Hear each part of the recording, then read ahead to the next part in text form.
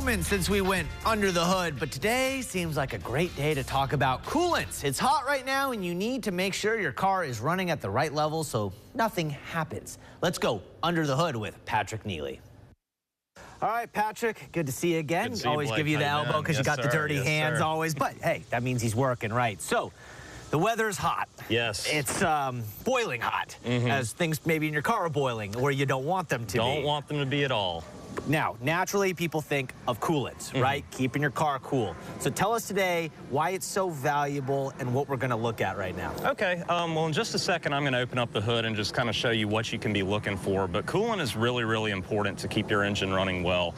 A hot engine runs very poorly. It uses more gas.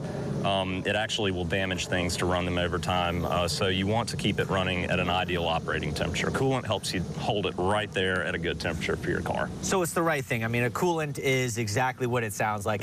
That's it. Does it also affect the heat in your car as well? It does. It'll go through the dash, and the air blows by that, and that's actually how your heater works. It takes some air, some heat out of the coolant that way. That's so interesting. So sometimes if your heating isn't working, maybe it's the coolant that actually could be the issue. It could not be making it there, right. All right.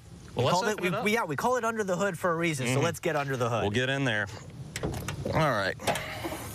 So let's talk about real quick why you might suspect something is wrong with your cooling system in your car. Most cars have a temperature gauge there on the dash. If you notice that needle is kind of hanging around in the red area, maybe it's even all the way up to the top, do go ahead and pull over and let your car cool down before any damage occurs.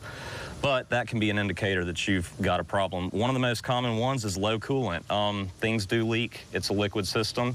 When they leak, you're going to lose your ability to actually move that heat in and out of the places it needs to go. Question. Yes. It's happened to my truck before, that it doesn't get all the way there, but it's starting to go, and then it kind of goes down when you slow down and this and that. How long do you have before, hey, you really got to check your coolant because you're going to bust your car up?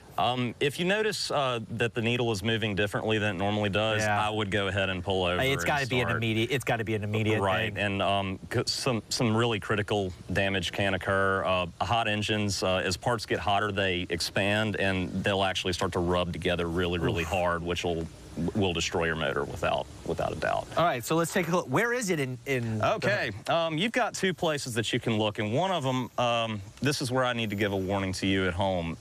Make sure you're checking these things with the car cool. This stuff is under pressure. It does get incredibly, incredibly hot, and if you were to, for example, I've been driving this, if I were to open this radiator cap right now, that would come spewing out like a volcano of boiling coolant, and it'll get all over me, and I'll get burned. So, if you don't know what it is, don't open it. Right, right. With that said, this is what you would be looking at if the car is cool. Your radiator has got a kind of a reservoir of coolant in there, and it should be all the way to the top with the car cooling off. So you would just take this cap off, and if you can visually see that there is coolant in there, then you know that you're okay. Another place to check is right here. This is actually the coolant reservoir. And you notice I've got some pink coolant in there. There's all different colors. It does matter for your car, so just make sure to check your manual which color you need to add.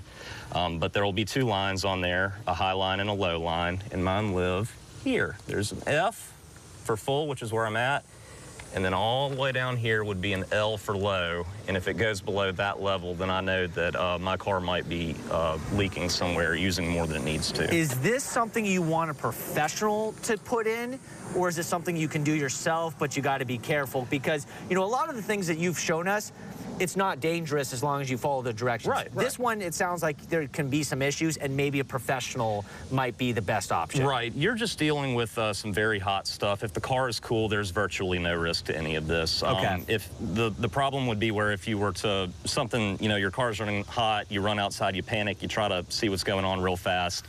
We're trying to avoid that. But, got it. So safe, but again, you got to take some of the precautions to make sure.